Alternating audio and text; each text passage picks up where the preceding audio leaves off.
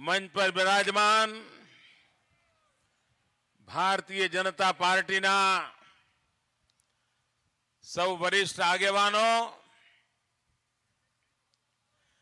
અને આ ચૂંટણીમાં આપણા ઉમેદવાર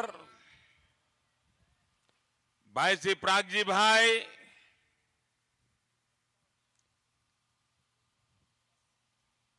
વિરમગામ વિસ્તારના વાલા નાગરિક ભાઈઓ અને બહેનો,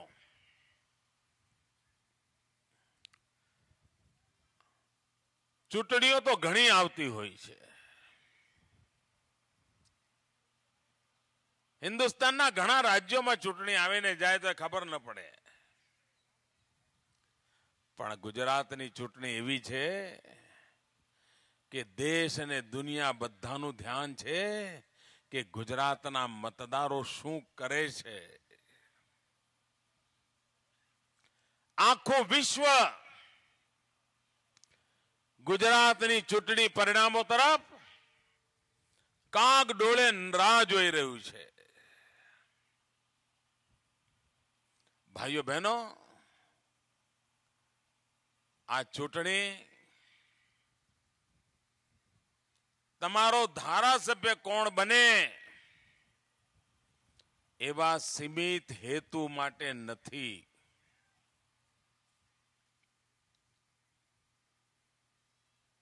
આ ભાઈ જીતે કે પેલા બેન જીતે કે પેલા બેન હારે કે આ ભાઈ જીતે એવા સીમિત ઉદ્દેશ માટે આ ચૂંટણી નથી. ભાઈઓ બહેનો, આપ મતદાન કરવા જાઓ ત્યારે સામે મતદાન માટેનું મશીન પડ્યું હશે, કમળનું નિશાન દેખાતું હશે. આપ કમળના નિશાન પર બટન દબાવતા પહેલા પલભર માટે વિચાર કરજો કે આપનો આ મત શાને માટે છે. શું આ તમારો મત તમારા ઉમેદવારનું ભવિષ્ય નક્કી કરવા માટે છે? શું તમારો આ મત વિરમગામ ગામનું ભલું કરવાનું નક્કી કરવા માટે છે? શું તમારો આ મત વિરમગામ માંડલ તાલુકાના ભલા કરવા માટે છે? શું તમારો આ મત અમદાવાદ જિલ્લાનું ભલું કરવા માટે છે? ભાઈઓ બહેનો, આપ વિચાર કરશો તો આપના ધ્યાનમાં આવશે કે આ તમારો મત આખાએ આખા ગુજરાતનું ભાગ્ય નક્કી કરવા માટે તમારો મત છે. તમારા એક મતથી નક્કી થશે કે તમારે આ ગુજરાત કોને સોંપવું છે, કોના પર ભરોસો મૂકવો છે, કોના પર વિશ્વાસ મૂકવો છે, એના માટે મતદાન કરવાનું છે. ભાઈઓ બહેનો, આ વિરમગામમાં પહેલા ધારાસભ્યો નહોતા? હતા કે નહોતા? જરા ખોંખારીને બોલો. 50 વર્ષથી જાત જાતના ભાત ભાતના ચૂંટાતા કે નહોતા ચૂંટાતા? ચૂંટાતા કે નહોતા ચૂંટાતા? અને છતાંય આ વિરમગામમાં કોઈ વાર ચક્કાવારી બંધ થતી હતી? જરા ખોંખારીને બોલો. આજે સાચી વાત કરવી જ મારે તો. છાસ વારે વિરમગામમાં હુલ્લડ થતા હતા કે નહોતા થતા? નિર્દોષોને મારવામાં આવતા હતા કે નહોતા મારતા? 5-5 વર્ષ સુધી કોર્ટના ધક્કા થતા હતા કે નહોતા થતા? ધારાસભ્યો તો હતા જ ને. કેમ નહોતું અટક્યું? અટક્યું ક્યારે? ગાંધીનગરમાં તમે મજબૂત સરકાર બનાવી ત્યારે અટક્યું. અને તેથી ભાઈઓ બહેનો, શા માટે મજબૂત સરકાર જોઈએ? શા માટે મજબૂત નેતા જોઈએ? એનો વિચાર કરીને મતદાન કરજો. માત્ર તમારા ઉમેદવારની સામે જોઈને મતદાન કરશો તો ગુજરાત આખાની તમારી પાસે જે અપેક્ષાઓ છે એ અપેક્ષાઓ કોણ પૂરી કરશે? વિરમગામ માંડલના મતદારો પાસે મારી અપેક્ષા છે. મારે ગુજરાતનો વિકાસ કરવો છે. મારે વિરમગામ માંડલ વિસ્તારનું ભલું કરવું છે. અહીંના સામાન્ય માનવીને સુખ અને શાંતિ આપવા છે. અને એટલા માટે મને તમારી પાસેથી એક કમળની માંગણી કરવા આવ્યો છું. એક કમળ મને જોઈએ છે.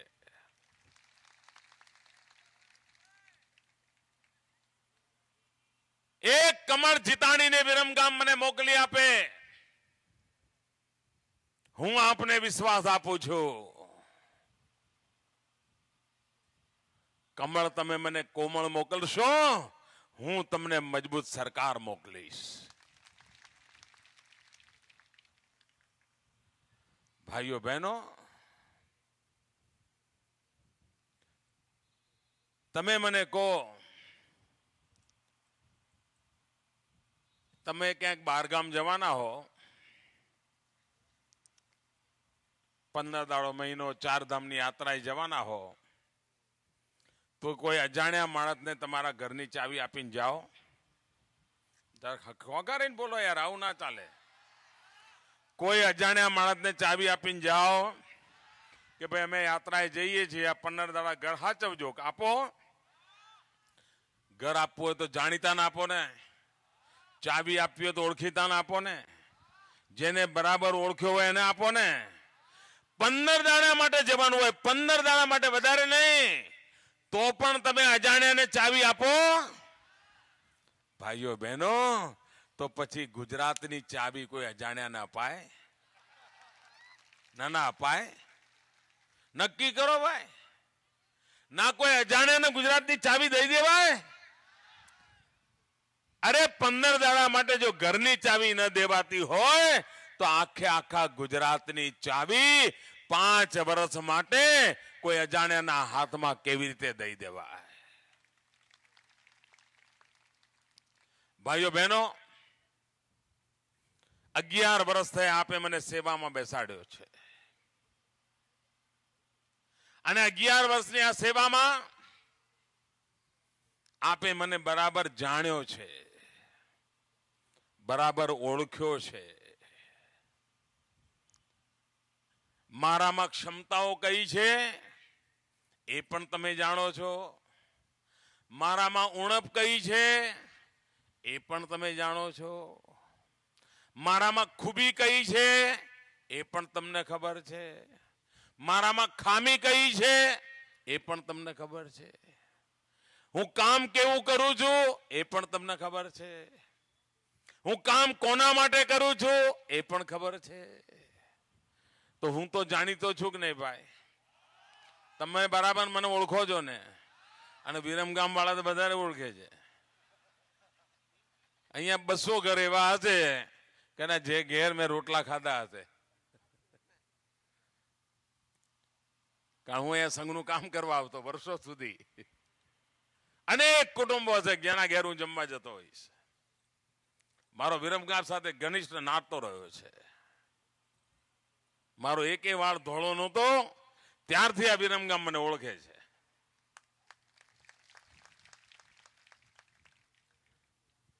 તો આ વિરમગામ પાસે હું અપેક્ષા કરવા આવ્યો છું કે ભાઈઓ બહેનો, આપ મને ઓળખો છો. અને કોંગ્રેસ પાર્ટી તો ગુજરાત કબજે કરવું છે, પણ કોને સોંપવું છે નામ દેવા તૈયાર નથી. બોલો.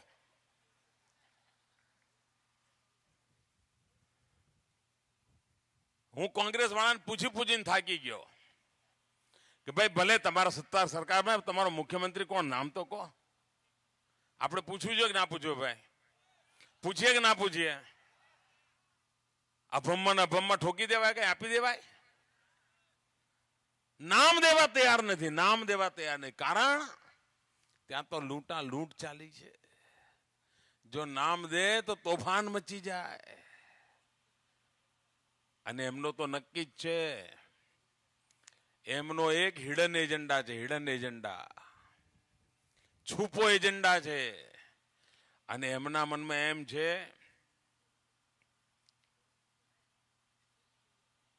કે જો કઈ મેળ પડી જાય તો અહેમદભાઈને બેસાડી દેવા. આ એમનો ખેલ છે. હમણાં અહેમદભાઈએ કહ્યું ના હું તો દાવેદાર જ નથી. તો ભાઈ બીજાનું નામ આપો ને, લો ચલો. તમે દાવેદાર નથી તો તમારો મુખ્યમંત્રીનો ઉમેદવાર કોણ છે નામ જાહેર કરો. કરવું જોઈએ કે ના કરવું જોઈએ? તો કેમ છુપાવો છો ભાઈ? એનો અર્થ કે અમારી શંકામાં કઈ દમ છે. તમારે પાછલા બારણે આ ગુજરાત પર કબજો કરવો છે. અને 12 વર્ષમાં ગુજરાતની જે પ્રગતિ થઈ છે, જે તિજોરી તરબતર થઈ છે, એમાં તમારી લાળ પડી રહી છે, એમાં લાળ પડી રહી છે. ભાઈઓ બહેનો, આ કોંગ્રેસ પાર્ટી પર ભરોસો કરાય? આપ વિચાર કરો. ઘણી વાર કોઈ ભૂલ કરે તો આપણે માફ કરીએ. ક્યારેક કોઈનાથી ખોટું થઈ જાય ને પકડાઈ જાય તોય આપણે વિચાર કે ચાલ ભાઈ સુધરજે. પણ કોઈ છેતરપિંડી કરે તો માફ કરીએ? કોઈ છેતરપિંડી કરીએ તો માફ કરે? આ કોંગ્રેસ વાળા છેતરપિંડી કરવામાં માહિર થઈ ગયા છે. છેતરપિંડી કરવી અને પોતાનું પતાવી દેવું, આ કોંગ્રેસને ટેવ પડી ગઈ છે. 2009ની લોકસભાની ચૂંટણીમાં આ કોંગ્રેસે તમને વાયદો કર્યો હતો કે 100 દિવસમાં મોંઘવારી દૂર કરીશું એવું કહ્યું હતું. જરા બોલો ભાઈ, 100 દિવસમાં મોંઘવારી દૂર કરવાનું કોંગ્રેસે કહ્યું હતું. જરા ખોંખારીને બોલો તો ખબર પડે કોંગ્રેસ વાળા કેવું જૂઠું બોલે છે. 100 દિવસમાં મોંઘવારી દૂર કરવાનું કહ્યું હતું. મોંઘવારી દૂર થઈ? મોંઘવારી ઘટી? મોંઘવારી વધી? બોલો, આને છેતરપિંડી કહેવાય કે ના કહેવાય? અને કોંગ્રેસના પેટનું પાણી હાલે છે. મને કહો, પેટનું પાણી હાલે છે. પેલા મેડમ સોનિયાબેન હમણાં રાજકોટ આવ્યા હતા. મોંઘવારી અંગે એક શબ્દ બોલ્યા. અરે ગરીબના ઘરમાં ચૂલો નથી સળગતો. મેડમ સોનિયાજી, સહેજ તો થોડી વેદનાની વાત કરો, સહેજ હમદર્દીની વાત કરો. એમને ફુરસદ નથી. કારણ વોટ મળી ગયા એટલે બધું મળી ગયું એવી એમની ધારણા છે. અને એટલા માટે છેતરપિંડી કરતા હોય છે. અરે કોંગ્રેસ જનતા પાર્ટી છેતરપિંડી કરે છે એટલું નહીં, એના કાર્યકર્તાઓ જોડે પણ છેતરપિંડી કરે છે. એના કાર્યકર્તાઓને છોડતા નથી. આ કોંગ્રેસ વાળાએ ગયા જાન્યુઆરીમાં જાહેર કર્યું હતું કે અમે 1 મેના દિવસે ગુજરાતમાં બધા ઉમેદવારો જાહેર કરી દઈશું. આવું જાહેર કર્યું હતું. અને કોંગ્રેસના કાર્યકર્તાઓને કહ્યું જો ટિકિટ લેવી હોય તો દોડો. બિચારા કોંગ્રેસ વાળા જાન્યુઆરી મહિનાથી દોડવાનું ચાલુ કર્યું. મોદીના પૂતળા બાળો, સરઘસો કાઢો, નિવેદનો કરો, ધરણા કરો, આંદોલનો કરો, લાઠીઓ પાડો, બસો બાળો, તોફાન મચાવી દીધું. કોંગ્રેસ જાણે બહુ જાગૃત થઈ ગઈ જેવું બધું બનાવી દીધું. અને 1 મે આવી એટલે કોંગ્રેસ વાળાએ કહ્યું રાહુલ ગાંધીએ ના પાડી છે, હવે ઉમેદવારો 15 ઓગસ્ટે જાહેર કરીશું. ગાજર લટકાવ્યું. બોલો, કોંગ્રેસના નેતાઓને, કોંગ્રેસના કાર્યકર્તાઓને ગાજર લટકાયું કે 1 મે તમને ટિકિટ મળી જશે, દોડો. બિચારા દોડ્યા અને છેતરપિંડી કરી 1 તારીખે ઉમેદવાર જાહેર ના કર્યા. પછી કહ્યું 15 ઓગસ્ટે કરીશું. ફરી પેલા બિચારા ટિકિટોની આશા દોડતા રહ્યા. જાત જાતના વિરોધના કાર્યક્રમો કરતા રહ્યા, રેલીઓ કાઢતા રહ્યા. 15મી ઓગસ્ટે જાહેર ના કર્યા. ફરી છેતરપિંડી કરી. ચૂંટણીઓ જાહેર થઈ ગઈ, ફોર્મ ભરાવા માંડ્યા, તોય ઉમેદવારો જાહેર ના કર્યા. ફોર્મ ભરવાના છેલ્લા દાડે ગુપચુપ ટેલિફોનથી કહ્યું તું ભરી આવજે લ્યા. બોલો, આવો કાર્યકર્તાઓનો વિશ્વાસઘાત કરો તમે? તમારા કાર્યકર્તાઓ સાથે છેતરપિંડી કરો? જે પાર્ટી એના કાર્યકર્તાઓનો પણ વિશ્વાસ નથી જીતી શકતી, એ પાર્ટી ગુજરાતની જનતાનો વિશ્વાસ ક્યાંથી જીતવાની છે? ભાઈઓ બહેનો, આજે હિન્દુસ્તાનના કોઈ ખીણામાં આજે કોંગ્રેસને કોઈ સ્વીકારવા તૈયાર રહ્યું નથી. હમણાં થોડા દાડા પહેલા ઉત્તરાખંડની ચૂંટણી થઈ. એક મતે ઉત્તરાખંડમાં કોંગ્રેસને વધારે મળ્યો. સરકાર બનાવી. સરકાર બનાવ્યાના બીજા જ મહિને જે મુખ્યમંત્રી બન્યા હતા એમણે લોકસભાના સભ્યપદેથી રાજીનામું આપ્યું અને એની પેટા ચૂંટણી આવી. બીજા જ મહિને સરકાર બન્યાના બીજા જ મહિને ચૂંટણી આવી અને કોંગ્રેસનો લોકસભાનો ઉમેદવાર મુખ્યમંત્રીનો પોતાનો છોકરો ચૂંટણી હારી ગયો. આખા હિન્દુસ્તાનમાં કોંગ્રેસને લોકોએ અસ્વીકાર કરી દીધો છે. કોઈ કોંગ્રેસને સ્વીકાર કરવા તૈયાર નથી. ભાઈઓ બહેનો, તમે સવારમાં ટીવી ચાલુ કરો ને તો દિવસમાં 90 વખત ટીવી ચાલુ કર્યું નથી કે શરૂ થઈ જાય છે દિશા બદલો દશા બદલો. ના, ટીવી ચાલુ કર્યું નથી ગયા. 6 મહિનાથી મંડ્યા છે. બોલો, 6 મહિને થાકતા જ નથી મારા વાળા. આ 2007માં છોટાઉદેપુરમાં ચૂંટણી હતી. ગુજરાતની આપણી ચૂંટણી હતી વિધાનસભાની. છોટાઉદેપુરમાં સોનિયાબેને એક મોટી રેલી કરી હતી. જેટલા ભેગા કર્યા એટલા બધા ભેગા કર્યા હતા ચારે બાજુથી. ખૂટે તો રાજસ્થાનથી લઈ આવ્યા, મધ્યપ્રદેશથી લાયા, પણ મોટો જમેલો કર્યો હતો. હજારો વાહનો લગાડી દીધા હતા અને આખા દેશના છાપાવાળાને લઈ ગયા ત્યાં. આખા દેશને. અને સોનિયાબેનની સભા કરી અને એ વખતના 2007ના છાપા કાઢીને જોવા જેવા છે. એ છાપાવાળાઓ એવી આરતી ઉતારી હતી, એવી આરતી ઉતારી હતી, એવી ભક્તિ કરી હતી સાહેબ. છાપા કરતા ફોટા મોટા છાપ્યા હતા. બોલો. અને લખ્યું હતું સોનિયાબેન આયા, સોનિયાબેન છાઈ ગયા, હવે ભાજપના વળતા પાણી, હવે મોદીનું પત્તું સાફ, હવે કમળ કચડાઈ જશે, હવે તો કોંગ્રેસનો જય જયકાર, હવે કોંગ્રેસના વિજય રથને કોઈ રોકી નહીં શકે. આ બધું એ વખતના છાપાઓમાં લખેલું પડ્યું છે. એવું બધું લખ્યું હતું. પણ પછી ચૂંટણી થઈ. 2 જ મહિનામાં ચૂંટણી થઈ. ચૂંટણીમાં શું થયું? છોટા ઉદેપુરમાં જ કોંગ્રેસનું સુરસુર્યું થઈ ગયું. હારી ગયા. તો સોનિયાબેને દિશા બદલી.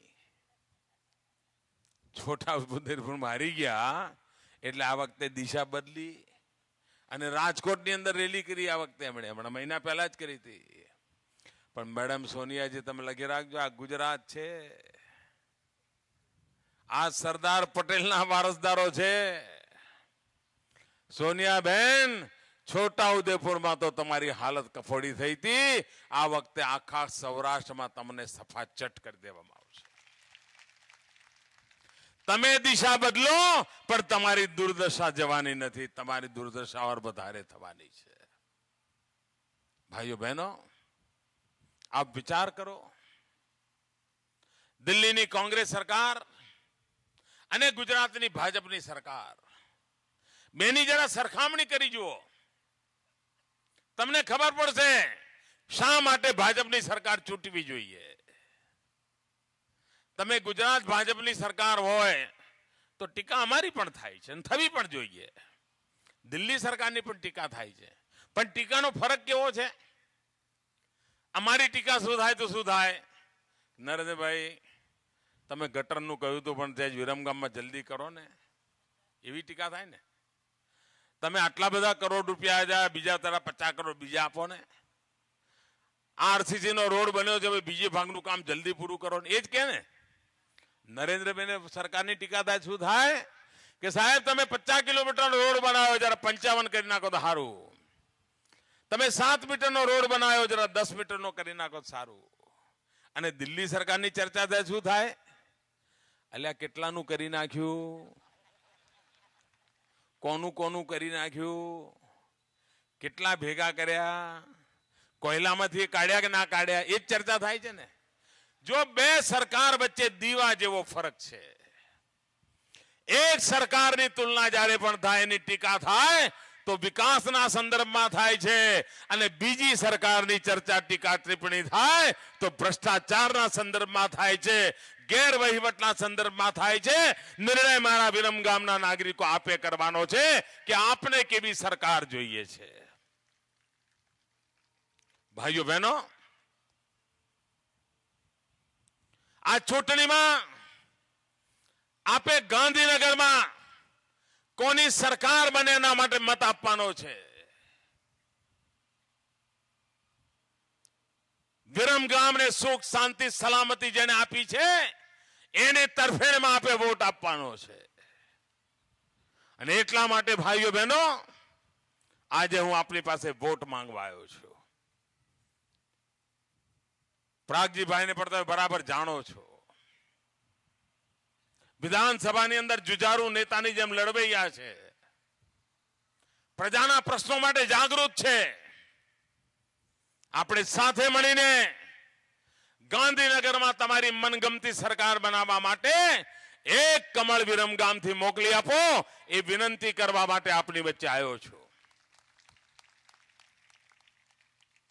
ભાઈઓ બહેનો, આજે તમે ગુજરાતમાં કોઈ પણ દિશામાં જાઓ, 25 કિલોમીટર જાઓ તો તમને કોઈનું કોઈ વિકાસનું કામ દેખાય. ગમે તે દિશામાં 25 કિલોમીટર જાઓ તો ક્યાંક રોડ બનતો હોય, ક્યાંક નાળું બનતું હોય, ક્યાંક પાઇપો પથરાતી હોય, ક્યાંક પુલ બનતો હોય, કોઈ ને કોઈ વિકાસનું કામ દેખાય. આ ગામડામાં બધા ગેડિયાઓ ભેગા થાય ને, સાંજના પડે હોકા પાણી ચાલતા હોય, ચાય પાણી પીતા હોય, એટલે બધા વાતો કરે. બાબાઓ બધા વાતો શું કરે છે કે આ મારો વાલો મોદી આટલા બધા રૂપિયા લાવે છે ક્યાંથી? ચર્ચા છે લોકોમાં કે આટલા બધા રૂપિયા લાવે છે ક્યાંથી? ભાઈઓ બહેનો, આ રૂપિયા મોદીના નથી, આ રૂપિયા તો ગુજરાત તિજોરીમાં જાય છે, અને એના કારણે વિકાસના કામ થાય છે, અને ચારે બાજુ વિકાસ દેખાય છે. અને આમે મારે કોના માટે ભેગું કરવાનું ભાઈ? ને મારે લઈ જઈને ક્યાં મૂકવાનું કહો? મારે જમાઈ બમાઈ તો કઈ છે નહીં. નહીં તો હમણાં તો દિલ્હીથી સાંભળો છો ને કેવું આવે છે જમાઈઓને. આપણે ત્યાં કેવું કેવું સાંભળેલું જ ભૂતકાળમાં. જમાઈઓનો કારોબાર આખું ગુજરાત બરાબર પાછ જાણે છે. ભાઈઓ બહેનો, મારે તો આ મારા 6 કરોડ ગુજરાતીઓ એ જ મારું પરિવાર છે, એમનું સુખ એ જ મારું સુખ છે. ભાઈઓ બહેનો, આજથી 10 વર્ષ પહેલા આ માંડલ, આ વિરમગામ, આ સાણંદ, આ બહુચરાજી, તમે કોઈ દી કલ્પના કરી હતી કે તમારે ત્યાં આવા સારા દિવસો આવશે એવો વિચાર કોઈને આવ્યો તો ભાઈઓ? સરકારો તો પહેલા હતી ને, ધારાસભ્યો પહેલા હતા ને, આવ્યો તો વિચાર? અરે આપણા આ પટ્ટામાં તો ખેતી માટે જમીન હોય પણ ખેતી થતી ના હોય, કઈ પાકતું ના હોય. વરસાદ હરકો પડે તો 12 મહિનામાં એક સિઝન પાકતું હોય. આપણા આખા પટ્ટામાં દીકરી મોટી થઈ હોય, પરણાવવાની હોય, અને કોઈને કહીએ કે ભાઈ આ જરા 2-5 વીઘા જમીન રાખો પણ મને 50,000 રૂપિયા આપો, મારે દીકરી પરણાવી છે, તો 50 વીઘાનો માલિક હોય તો એ કોઈ 50,000 રૂપિયા આપવા તૈયાર ન થાય. કારણ જમીનનું કોઈ મૂલ્ય જ નહોતું, કોઈ પૂછતું નહોતું. ભાઈઓ બહેનો, આજે અહીંનો એક એક જમીનનો માલિક કરોડપતિ અહીંયા બેઠા હશે, કરોડપતિ બેઠા હશે. હું વચ્ચે ધોલેરા ગયો હતો, તો ધોલેરાના લોકોએ મને આશ્ચર્યજનક સમાચાર આપ્યા. મને કે સાહેબ, અમદાવાદની બેંકોમાં નોટો ગણવાના જેટલા મશીન હશે ને, એના કરતા વધારે નોટો ગણવાના મશીન અમારા ધોલેરામ છે. નોટો ગણવા માટે ખેડૂતના ઘરમાં મશીન રાખવું પડે, આ જાહો જલાલી કોઈ દી કલ્પના કરી હતી ભાઈઓ? આ જાહો જલાલી ગુજરાતમાં આવી છે. ભાઈઓ બહેનો, આપ વિચાર કરો સાણંદનો વિકાસ, આપ વિચાર કરો બહુચરાજીમાં મારુતિ આવે, આનો સીધો લાભ આખા આપ સાણંદ, વિરમગામ, માંડલ, બહુચરાજીના પટ્ટાને કેવો મળશે એનો તમે કલ્પના કરી શકો છો. કેવો વિકાસ થશે એની કલ્પના કરી શકો છો. અહીંથી આગળ પડોશમાં તમારે ત્યાં ધોલેરાનો વિકાસ થવાનો છે. આ ધોલેરા કેવું બનવાનું છે તમને અંદાજ આપો. આજે દિલ્હી છે ને, દિલ્હી કેટલા બધા વર્ષો પછી આવડું દિલ્હી બન્યું હશે? 2000 વર્ષ તો લાગ્યા હશે ને આવડું દિલ્હી બનતા બનતા. ભાઈઓ બહેનો, તમારી આંખો સામે તમે જોઈને જશો કે 2 દિલ્હી જેવડું એક ધોલેરા બનવાનું છે. 2 દિલ્હી બરાબર એક ધોલેરા આ તમારા પડોશમાં બનવાનું છે. આ સાણંદ, વિરમગામ, બહુચરાજીનો પટ્ટો ઉદ્યોગોથી ધમધમતો પટ્ટો બનવાનો છે. ભાઈઓ, અહીંના જવાનિયાઓ માટે રોજગારીની તકો ઊભી થવાની છે. આપણા પટ્ટામાં કપાસની ખેતી થાય છે. આજે જ મેં ભાજપનો સંકલ્પ પત્ર જાહેર કર્યો છે અને એમાં મેં કહ્યું છે કે મારો કપાસ પકવતો ખેડૂત ઓશિયાળો ન રહે. મારા કપાસ પકવતા ખેડૂતને દિલ્હીની સરકાર વાર તહેવારે હેરાન પરેશાન કરે છે, એમાંથી મારે મારા ખેડૂતને, કપાસ પકવતા ખેડૂતને મારે બચાવવો છે. ગયા વખતે કપાસની નિકાસ પર પ્રતિબંધ મૂકી દીધો. 7,000 કરોડ રૂપિયાનું નુકસાન ગુજરાતના ખેડૂતોને થયું. 7,000 કરોડ રૂપિયાનું. એમાં વિરમગામ, સાણંદ, સુરેન્દ્રનગર સુધીનો આખો પટ્ટાના ખેડૂતો મારા આવી જાય છે. શેના કારણે? કારણ કપાસ નિકાસ કર્યા વગર છૂટકો નહીં. દિલ્હીની સરકાર નિકાસ કરવા ન દે તો આપણે રોડ રડતા બેસી રહેવાનું. ભાઈઓ બહેનો, હું એક ટેક્સટાઇલ પોલિસી લાવ્યો છું અને મેં નક્કી કર્યું છે કે જ્યાં જ્યાં કપાસ પકવાય છે ત્યાં ટેક્સટાઇલના મોટા મોટા હબ ઉભા કરી દેવાના અને જ્યાં કપાસ પકે છે ત્યાં જ રૂમાંથી તાંતણો બનાવવાનો. જ્યાં તાંતણો બને ત્યાં જ કાપડ બનાવવાનું. જ્યાં કાપડ બને ત્યાં જ રેડીમેડ કપડા બનાવવાના અને જે રેડીમેડ કપડા બને એ દુનિયાના બજારમાં વેચવાના અને મારા ગુજરાતનો કપાસ પકવતો ખેડૂત કમાતો થાય એવું કરવાનું. અને ટેક્સટાઇલ ઉદ્યોગની તાકાત એટલી બધી છે કે ખેતીમાં જેટલી રોજગારી મળે એના કરતા પછી સૌથી વધારે રોજગારી આપવાની તાકાત કોઈનામાં હોય તો ટેક્સટાઇલ ઉદ્યોગમાં છે. ભાઈઓ બહેનો, આપણા જિલ્લાની આસપાસ એટલા મોટા પાયા પર હું ટેક્સટાઇલ પાર્ક બનાવવાનો છું. 25 લાખ કરતા વધારે નવજવાનોને રોજગાર એકલા ટેક્સટાઇલ ઉદ્યોગમાં મળશે એની હું તજવીજ કરવાનો છું. ભાઈઓ બહેનો, હું જે કામ કરું છું, વિકાસની વાત લઈને ચાલુ છું. ગયા 11 વર્ષથી એક ધારી મહેનત કરું છું.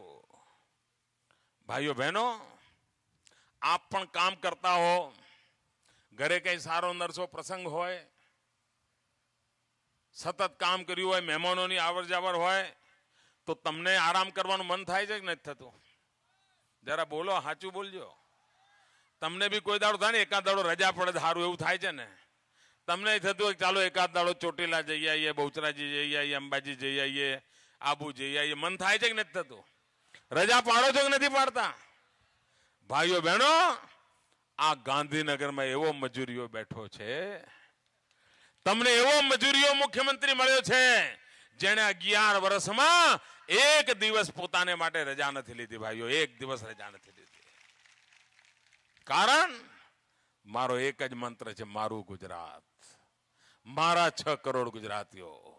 એમનું કલ્યાણ, એમનું ભાગ્ય બદલાય એના માટે કામ કરું છું. ભાઈઓ બહેનો, નિર્ણય આપે કરવાનો છે. આ વિકાસને માટે જે મેં મથામણ આદરી છે એ માત્ર ચૂંટણીઓ જીતવા માટે નથી કર્યું કે હું સારા કામ કરું, તમે ખુશ થઈ જાઓ, વોટ આપી દો, એટલા પૂરતું નથી કર્યું. હું આ વિકાસના કામ કરું છું, તમારો ચહેરો હસતો રહે, તમારા મન પર સંતોષ દેખાય, એના પૂરતું પણ નથી કર્યું.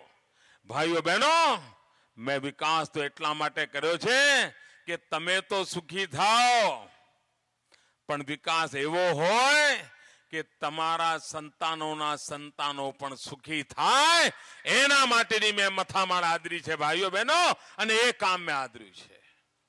અને તેથી ભાઈઓ બહેનો, હું આજે આપની પાસે મારા માટે વોટ માંગવા આવ્યો છું. આપ કમળનું બટન દબાવશો, આપનો વોટ નરેન્દ્ર મોદીને જવાનો છે. આપ કમળ પર બટન દબાવશો, ગાંધીનગરમાં આપની પ્રિય સરકાર બનવાની છે.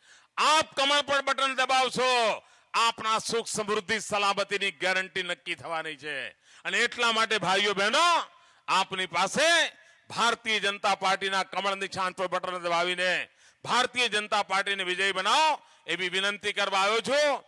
મારી સાથે બોલીશું, બંને હાથથી વી બતાવીશું.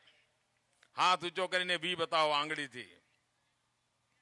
વી ફોર વિકાસ. જોરથી બોલો. વી ફોર વિકાસ. વી ફોર વિકાસ. વી ફોર વિશ્વાસ. વી ફોર વિશ્વાસ. વી ફોર વિજય. વી ફોર વિજય.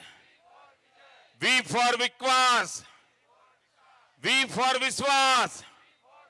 વી ફોર વિજય. ધન્યવાદ.